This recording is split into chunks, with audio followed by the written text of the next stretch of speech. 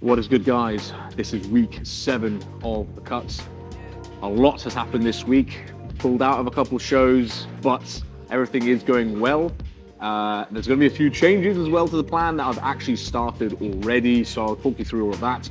But we have a big shoulder day to get through, so I'm pretty much going to be training and filling you in on all the changes that have happened this week. And I've also officially hit my classic physique cutoff. So I thought I'd actually do some classic posing as well, just to show you guys how far away I am from actually being a classic IFBB pro and why I'm still remaining in the men's physique division. But this is a hell of an awkward machine to just sit and chat on. So I won't do much talking here.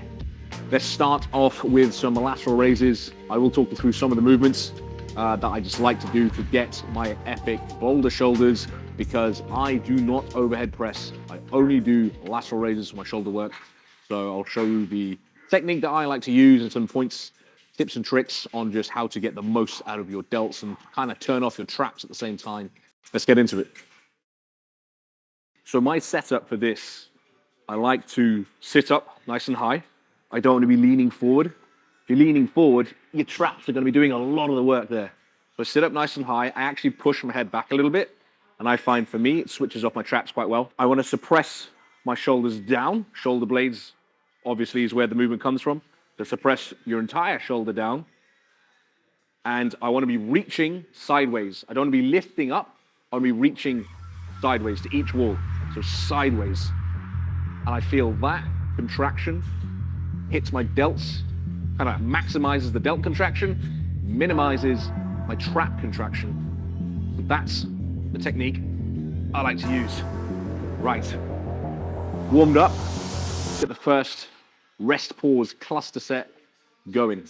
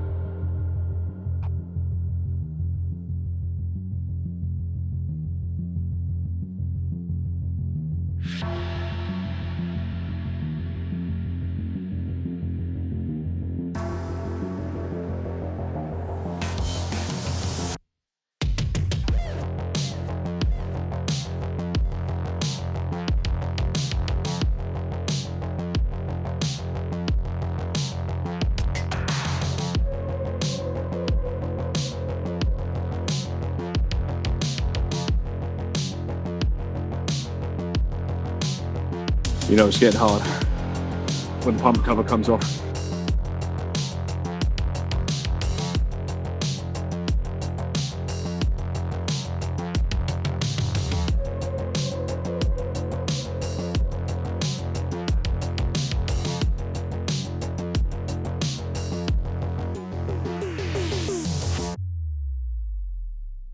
Right, last one.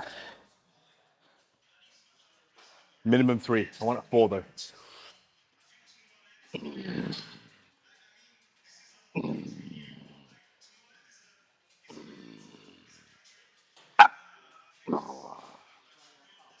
Didn't quite get the full rep out, but happy with it.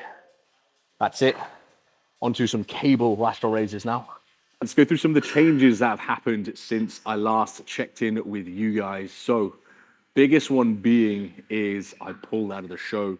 I wanted to do the Italy show, which is in, well, now it's 5.5 weeks out. I made the decision at 6 weeks out. Well, I say I made the decision. I was stressed about it, told my coach.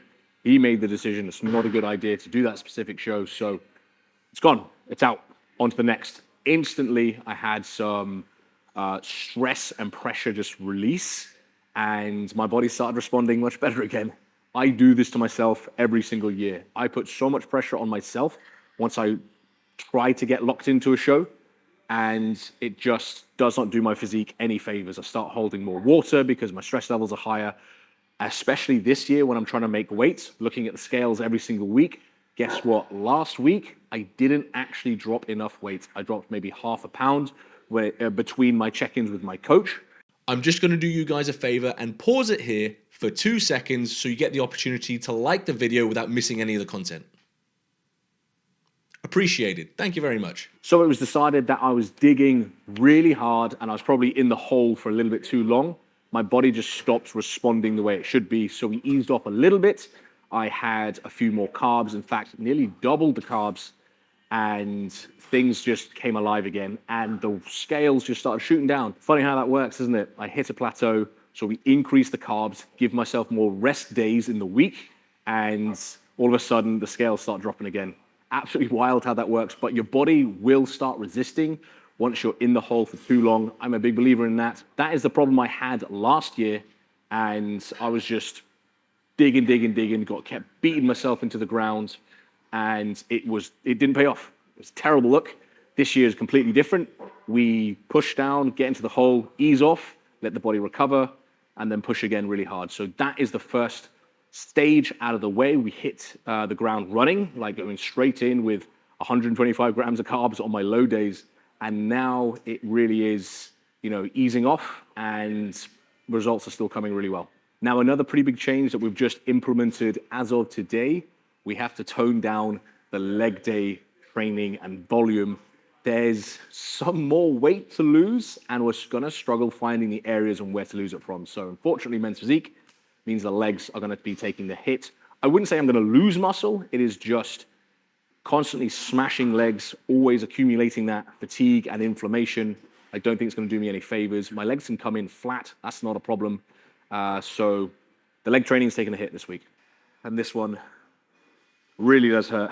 The lactic acid is insane. So we got some dual cable lateral raises. I like using cuffs just to take all of that pressure off my wrists. I am getting quite a bit of pressure on my elbows at the moment, but not really, can be avoided. It is why I was starting off on an elbow supported lateral raise instead of like a dumbbell lateral raise. And now onto the cables, just gives a slightly different strength curve because it will really be the heaviest at the bottom, and you can get a real good stretch as I'm doing it from behind. So double arm from behind here to here. And that just gives maximum ROM, really. So this is a nightmare to get in and out of, being double arm. I do have a back support as well. So once I'm in, I stay in and do all my rest, pause, cluster sets in a oneer without coming out or decuffing or anything like that. So let's just sit up. Right. Oh, this feels heavy. Wow. All right, here we go. Same form, shoulders suppressed, and reach to the walls, not up.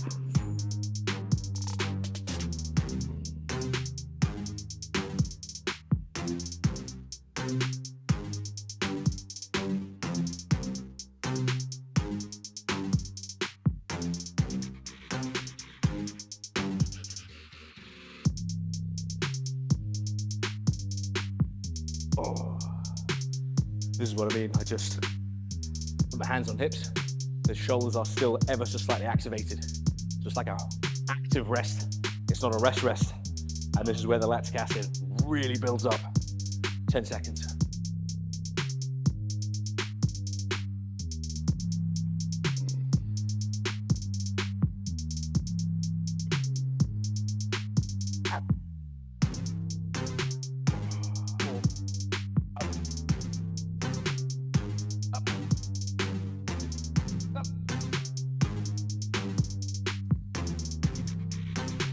Oh, we're done. Oh, now the hard part.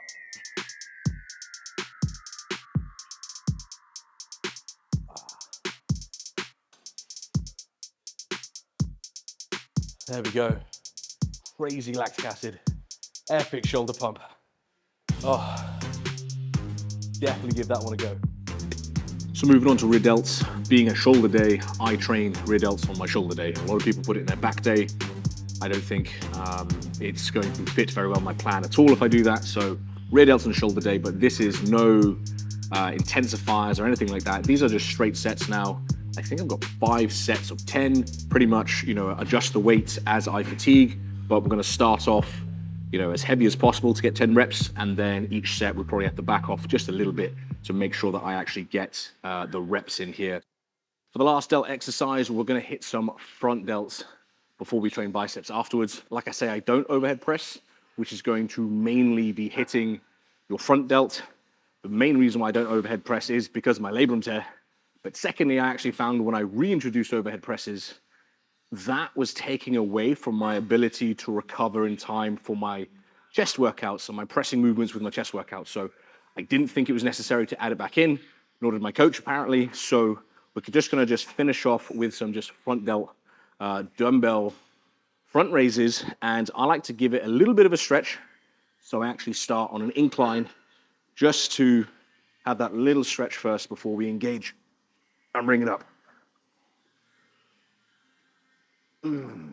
Yeah, you'll feel a difference with just that tiny extra stretch at the bottom.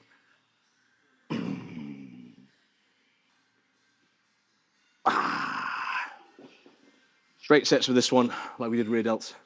So 5 sets of these total. That was set 1. Kind of boring to watch, so I'm gonna cut straight to biceps. And we didn't move very far because all I did is move the camera angles because I'm using the same bench, same incline, because it's gonna be hammer incline dumbbell curls. I just like the incline again for just a little bit more stretch.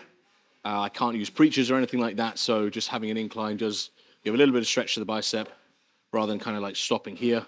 I just like to relax it fully, break at the elbow, and contract up with just the bicep.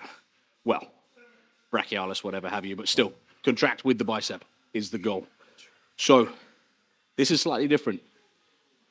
5, 5, 5. So it's 5 normal reps, 5 reps with a 3-second negative, 1 second positive, 5 reps with a 3-second positive, 1 second negative. And I've never done it that way around, but finishing on a 5-second concentric or positive really does blow your arm up. So the pump is outrageous, and you just feel like every fiber is used by the end of it. So I like it.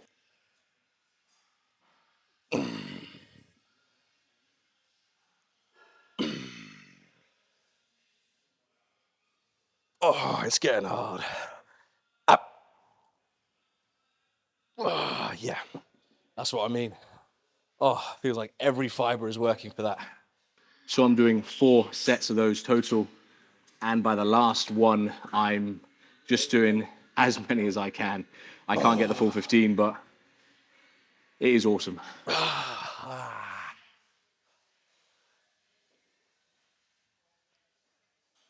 Right, so the final exercise is just using the Vulcan strap on the lowest setting of the cable stack. Just straight sets, bicep curls. 4 sets total, just rep to failure, get it done.